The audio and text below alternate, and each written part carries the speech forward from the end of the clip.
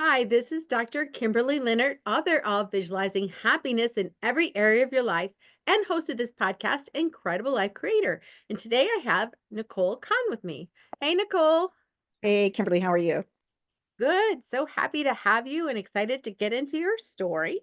Thank But you. before we do, I'm going to go ahead and just read your bio. Okay. So, Nicole Conn has been a pioneering filmmaker for over 30 years, best known for her cult classic, Claire of the Moon, and her best selling features. Elena Undone, A Perfect Ending, Little Man, and More Beautiful for Having Been Broken. Khan has achieved worldwide industry recognition with her lesbian themed films and is perhaps the best known writer director of women's films in the world. In another pioneering effort, Khan created Coming Out for Love, the first LGBTQ dating competition show. In her earlier career, she was published by Simon & Schuster with Angel Wings, Passion Shadow, and She Walks in Beauty. She's written novelizations for Elena Undone and The Claire of the Moon. All right, so 30 years. So we got a lot to backtrack and talk about. So start wherever you want. Oh my gosh, where to start?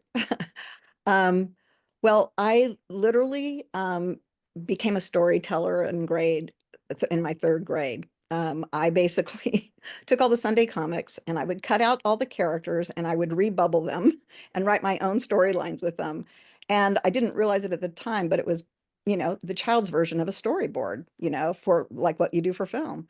Um, and then as I went along in school, my teens, my early 20s, I journaled like crazy. And then I started drinking too heavily.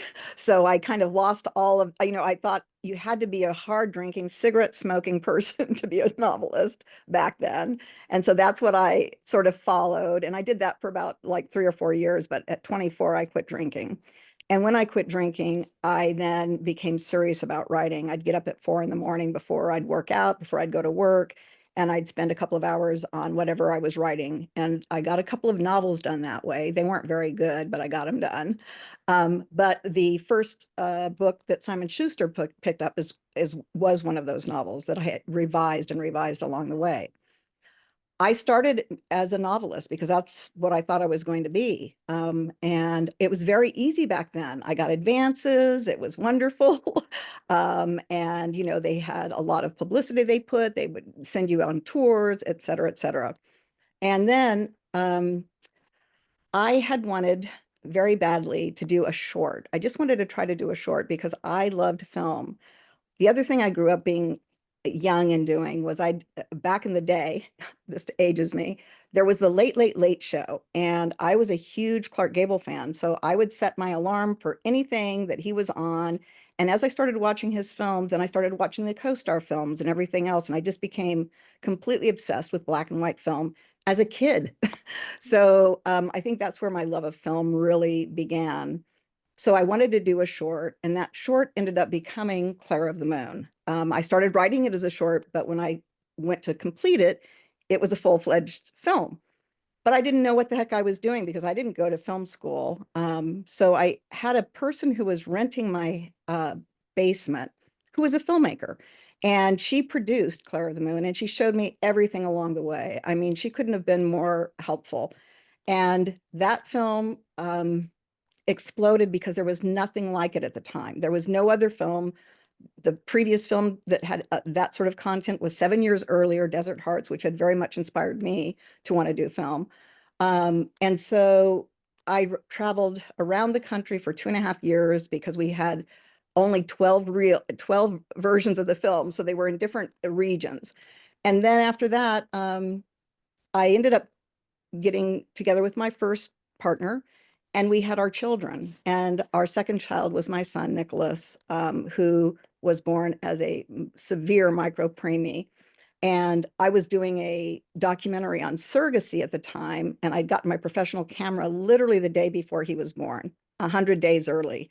So he came out at 25 and a half weeks. And we lived in the NICU for 6 months. And then for the first 5 years of life, we lived in hospitals, PICUs, NICUs, you name it. It was just endless. And Little Man, the documentary was born out of that. And I really think it was used as a way to keep arm's length, all of the death sort of defying moments. It's amazing that he's still on this planet. He's 22 now. I'm very happy to say.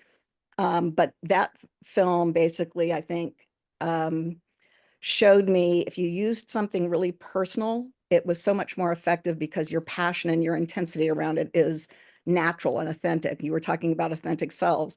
And so I decided to make that an earmark of everything that I did. If I didn't have a personal experience with it, I probably wasn't going to pursue it. And so I ended up making several more films, and I wrote Descending Thirds, the book that's coming out in March, 25 years ago, when my daughter was gestating. I hit a level of creativity I'd never experienced. I mean, I couldn't get anything out fast enough. I was writing like a maniac.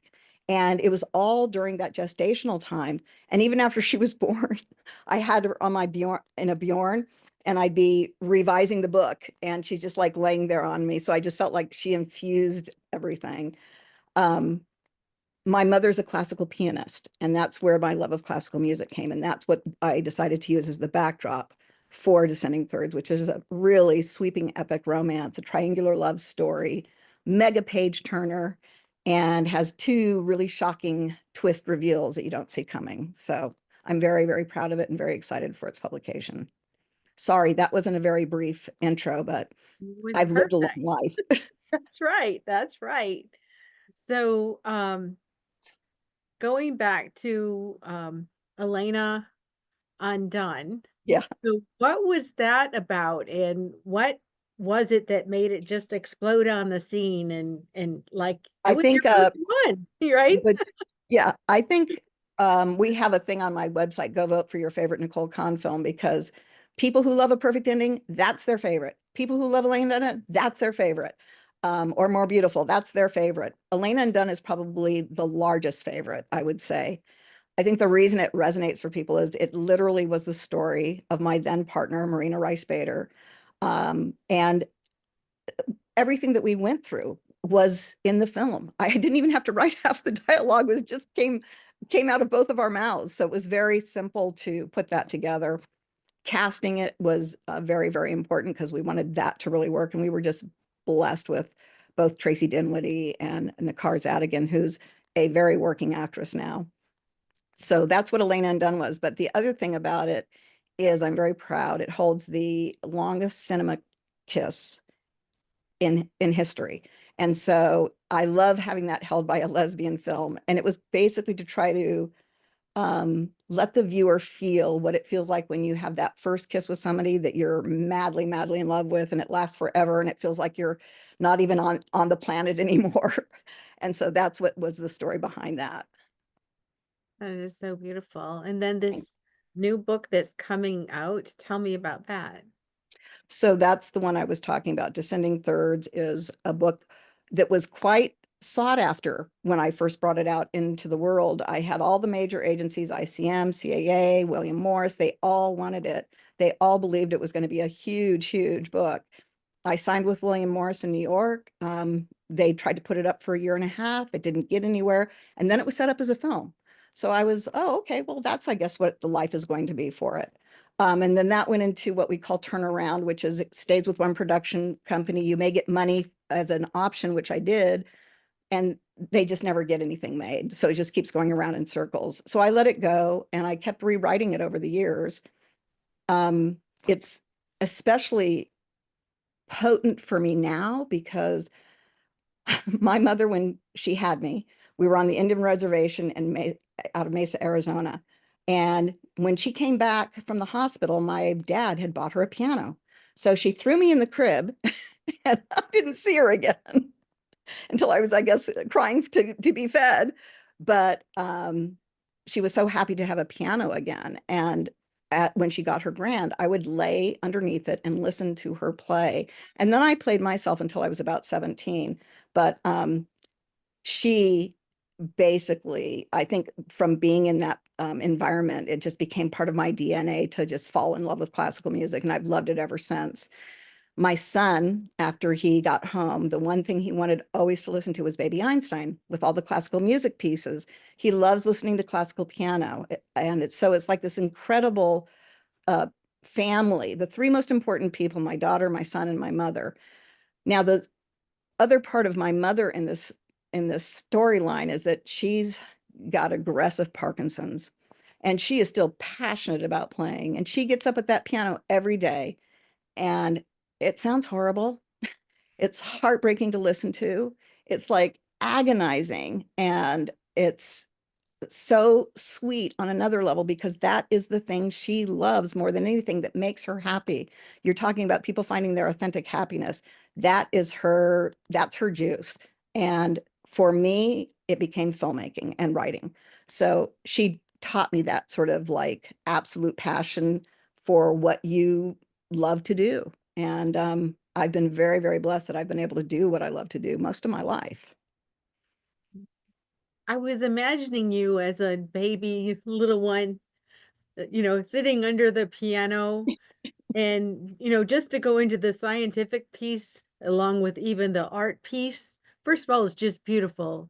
And classical music is so relaxing and calming. And they say, it increases intelligence and you should study using it. And but I was even thinking going deeper into the vibrations because Yes. you hear vibrations and Hmm. you hear, frequencies, Hmm. just like with light and sound, light and, color that I use.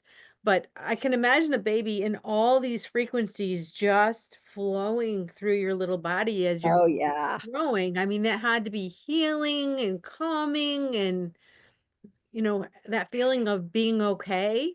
Yes. And as a storyteller, I hear story in all the classical music I listen to. I hear a story. I feel the all of it and the nuance and everything. It's just an amazing thing when you listen to concerti that are orchestrated. So what you were talking about, the complexity of it is unbelievable. That's why people should study to it. There is an amazing thing that happens when you listen to classical music because of all the mathematical pieces of it.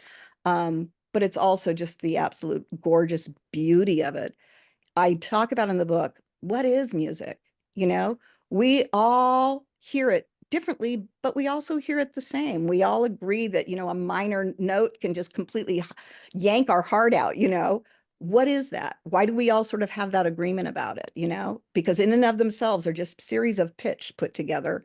So how does that become this other thing that gives us such joy, such happiness, such elation, such catharsis, So, Yes, yes, it's so beautiful. And so this the last film we were just talking about, Descending Thirds. So no, when that's the book. It's not a That's the book. movie It's yet. not a movie yet. Okay. So when people get into that and get towards the end of it, what are the kind of the experience they have, or what are the feelings they're feeling? What do they Well, expect? the storyline is an incredible triangular love story. The main character, Alexandra, is very much based on sort of who my mother and I are in our art. We're completely passion driven. We lead by our hearts. Technical stuff doesn't matter too much to us, although it should probably more. But that's not where we live. We live in the emotion of it. And I don't know. I mean, I think that it's not just for artists who have this question that is posed to them daily. Art versus commerce, packaging versus, talent, all of that sort of thing that we face daily. How much are you going to compromise? And then how much are you going to compromise if you become world famous? World famous, like on a scale you cannot even imagine. What are you willing to do? And one of the characters is willing to do pretty much anything. And Alexandra is just a classical pianist who lives in her heart and falls in love with these two brothers. And one is I'm packaged. I don't care if I'm packaged. I'd rather play for the masses just to have them applaud me than for the music. Whereas the other brother is a genius savant who only plays for his own edification, as well as trying to figure out new ways to experience music. So it's sort of like the three levels of artists, but it also goes for anybody who's dealing with that in their corporate life. What are you willing to compromise? Where are you willing not to compromise? What is okay, what's not? And that's a huge driving theme in the book. That sounds really intriguing. Really intriguing. So, now, you said that someone mentored you through your first film. Yes. Are you now that we're in the this is kind of a might be a negative word, but we're kind of in the crone stage, right? We're like over 45, over 50. Um, what what are you I doing try to help other women writers and filmmakers as much as I possibly can. I used to have a scholarship, a Claire of the Moon scholarship way back in the day for about 10 years. And we would basically give $2,500 to somebody who needed to spend the time finishing their next novel. And they had to have had written a novel first so that it was somebody who was really serious. Mhm. But I will spend time with anybody and tell them what they need to do this or what they need to do to do that. I am a firm believer in women helping women. It's been a very intense thing when I first started, and it was like there could only be one lesbian director in the world, you know? And so there was a scarcity issue, I think, that we as lesbians felt that we didn't deserve really much more than that. And that's completely ludicrous. Um, so finding people that would help you was very difficult. And I made a choice that I will help people because why not? I mean, it doesn't, there's room for everybody, there really is. So That's right. I invite people to email me if they have questions about stuff. I'm happy to answer. Yeah, collaboration is always more positive, happier, and then we all get more because we Yeah. just all get I better. don't care where a good idea comes from. I will use it. Mhm. If it's the PA, if it's a craft service person, I'll use it. You know what I'm saying? Definitely a collaborator. Yeah. And so now you have I don't know if it's a new show, your new show about dating. Okay. It's not, it is brand new because it was just finished in 2022, 23, coming out for love. So rewind, my daughter, Gabrielle, and I used to watch The Bachelor. I love The Bachelor because I'm a romantic. She loved it because she loved betting on the horse. Which woman are we going to bet on to get through? And then about 3 or 4 years into however many would watch, she turned to me and said, Mommy, I don't understand. Why isn't there you and like Mommy Gwen? Why aren't women dating each other? And that moment I was like, oh my God, I got to do a lesbian bachelorette. 15 years later, I was speaking of healing, a woman had seen a perfect ending and she was living in a horrific situation where she was married to a man who abused her for 40 years and she knew she was a lesbian. But the church she was involved with was so strict about everything. She thought she was a sinner to be a lesbian. She saw a perfect ending and she ended up contacting me and telling me the film changed her life.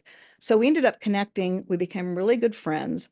Her husband ends up dying from a heart attack about a year and a half after we've known each other. He leaves her all this money and she funds the show entirely. Like that's her gift to me for Wow. a perfect ending saving her. She comes to the set. We have 16 young, like mid 20s lesbian women who are unbelievably talented and smart and witty and wonderful, and 19 guest judges, all the same thing. And so she's sitting in that universe. She goes back to her family afterwards and she comes out to everybody. So it's like one of those wonderful experiences, and that the show did that full cycle for her is amazing to me. But what I believe the show is the best snapshot of our community in its glory. And I invite everybody to see it. They can see it at comingoutforlove.com or they can see it through Nicole Conn Films Global. Either way, they can see it that way. It's a very diverse cast, and it's hosted by Jessica Clark, who is my lead in A Perfect Ending, who is brilliant in it. And I, I'm very proud of this show, I just have to say, because of the way our community is presented. It's really pretty awesome.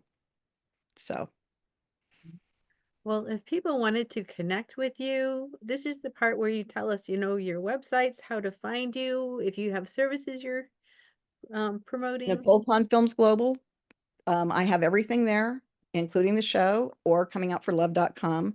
Descending Thirds has its own landing page, descendingthirds.com. and my YouTube channel, Nicole Conn Films Global on YouTube. All of those places you can see pretty much everything that I do. All right. Well, now I have a personal question. Okay. What gives you the most happiness and fulfillment in your life at this point? My kids always, and on my everything, writer, director, producer, mother, but mother should go first. Everything in my world has been informed by motherhood that's important.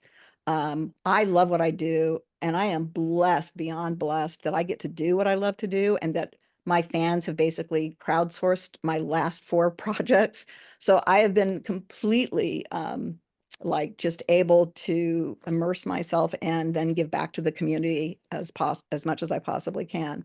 But my kids are what refuel me. My son, he's 22. He operates at about a 4-year age level, but he is the sweetest, most gentle, most loving, adorable kid. And I'm telling you, talk about healing. People who saw Little Man, who basically went through something similar, it was just mind-boggling, the letters I got. I got thousands of letters during Little Man's release.